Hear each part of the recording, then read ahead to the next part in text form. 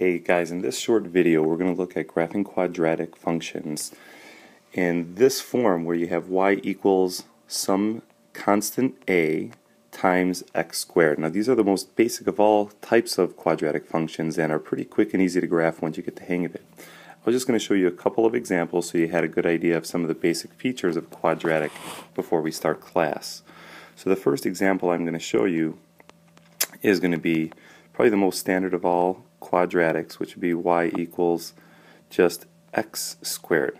So in this case you might say, well, there's no a value, but the a value is not written there because a is equal to 1, and if we did 1 times x squared, that's just x squared. So the way you're going to start graphing this is just by setting up a table of values. So I'm going to create my table, and I'm going to pick x values to plug in and then figure out what y would have to be, and then we'll plot some points and see what the graph looks like. I always like starting with plugging in x equals 0, and if I plug in 0 and square it, that's still just 0. So this corresponds to the coordinate 0, 0. If I plug in 1 for x and I square it, that just means 1 times 1, which is 1. So when I plug in 1, I get 1. If I plug in 2 and I square it, 2 squared, you guys know, is 4. So if I plug in 2, I'm getting an output for y of 4. If I plug in 3 for x and I do 3 squared, that is not 6, remember, that's 3 times 3, which is 9. So if I plug in 3, I get out 9. Now that's about as far as I want to go for plugging in positive x values. Let's plug in some negative x values. So if I plug in negative 1, now keep in mind, I'm plugging in negative 1, I'm plugging in negative 1 for x, and then I'm squaring it. So it's important that I use parentheses around the negative 1 to show that I really have to take negative 1 and multiply it by itself. It's negative 1 times negative 1, and you'll recall that a negative times a negative is a positive. So when I plug in a negative 1, I still get a positive 1 output. And the same goes for when I plug in negative 2. If I plug in negative 2 and I square it, it literally means negative 2 times negative 2, which is positive 4. So when I plug in negative 2, I'm getting out positive 4. And you can probably guess what I'm going to get when I plug in negative 3. When we square a negative 3, we get positive 9. So when I plug in negative 3, I get positive 9. Let's check out what this looks like now if we were to plot all these points on our graph. See if I can pull up a straight line here. So this will be my y-axis, and as you're doing this too, please use the grid lines on your graph paper to create your axes. I was a little off on that x-axis, but that's okay. So when I plot the coordinates like 0, 0, 0, 0 is right at the origin. If I plot 1, 1, that's right here. I go 1 to the right, 1 up. If I plot 2, 4, that means I got to go 2 to the right and 1, 2, 3, 4 up. That would be this coordinate.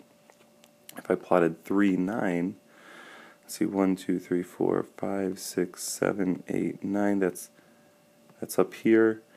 So I'm going to have a point right about there. If I plug in negative 1 and I get 1, that would be this coordinate. When I plug in negative 2 and I got positive 4, that would be right here. When I plugged in negative 3, I got positive 9, which is right there. Now, if we connect all these points with a curve, we get something like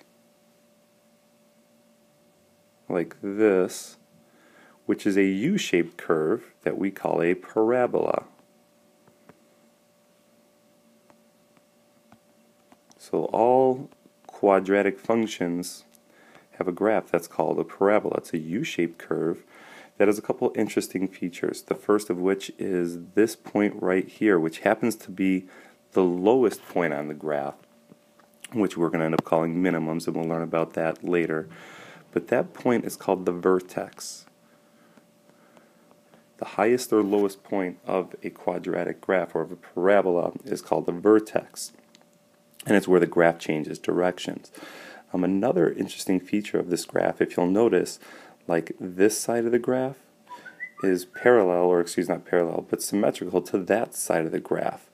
And what we'd say is that a parabola is symmetrical about an axis of symmetry, which in this case is the y-axis. It's like as if we were to flip this side of the graph over our axis of symmetry, it would land on top of that side of the graph, which makes graphing easier. So notice how the axis of symmetry passes through the vertex. So this is called an axis of symmetry. Oops.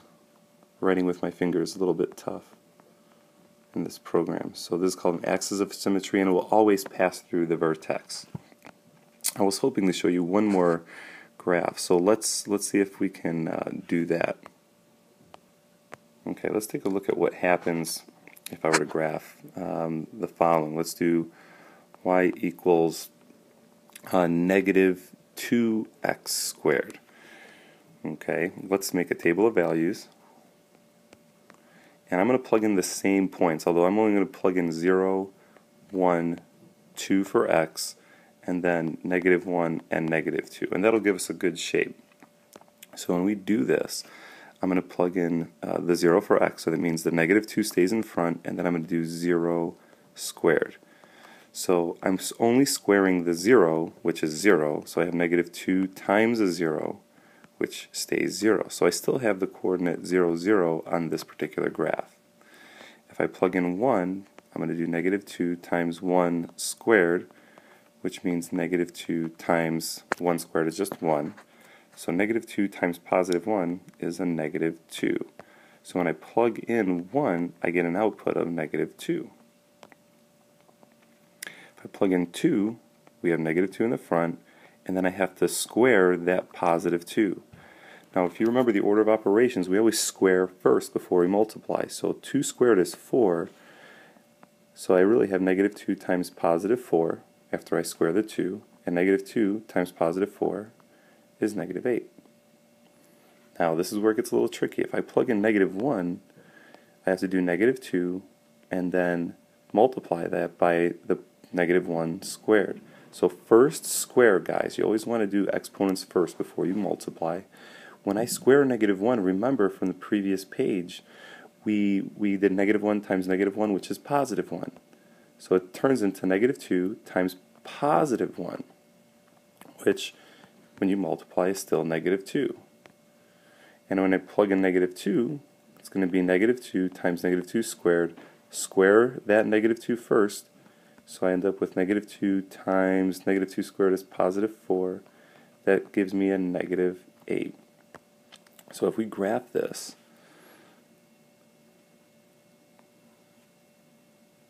here's a y-axis, and here's my x-axis. So let's plot some of these points and see what happens in this graph. So 0, 0 is right at the origin. When I plugged in 1, remember we got negative 2. When I plugged in 2, we got negative 8. So I'm going to have to go down a little bit further here. So this is negative 1, negative 2, negative 3, negative 4, negative 5, negative 6, negative 7, negative 8. Here I go right here with my negative 8. When I plugged in negative 1, I got negative 2. When I plugged in negative 2, I got negative 8 way down there. So now, if you look at how these points are oriented, they're going downwards instead of upwards, and our U-shaped graph looks like this. So it's still a parabola. This point would be my vertex, still the origin in this case. But the vertex, oops, I hope that didn't erase everything good. The vertex is now a maximum value. It's the highest point on the graph. The axis of symmetry is still the y-axis. That splits the graph in half. It goes right through the vertex. But now the graph is opening down. And so I'm going to actually ask you guys to come in Monday and think about what about this graph, what about this equation, when you look at it, would tip you off to let you know that this parabola would open down instead of up, unlike the first one, which opened up.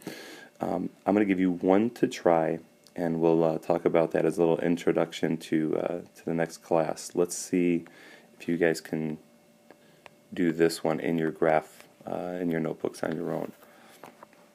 I want you to do y equals just negative x squared. Just graph this one, and we'll have a conversation about that and get going with the first lesson on Monday. Thanks for watching, guys.